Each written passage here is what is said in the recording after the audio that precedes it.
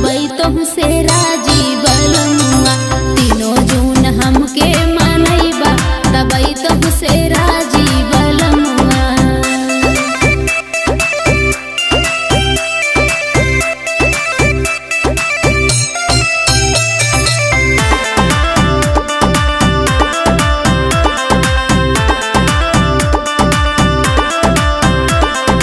अढ़उल के फुलवा कपूर अगरबत्तिया, अढ़उल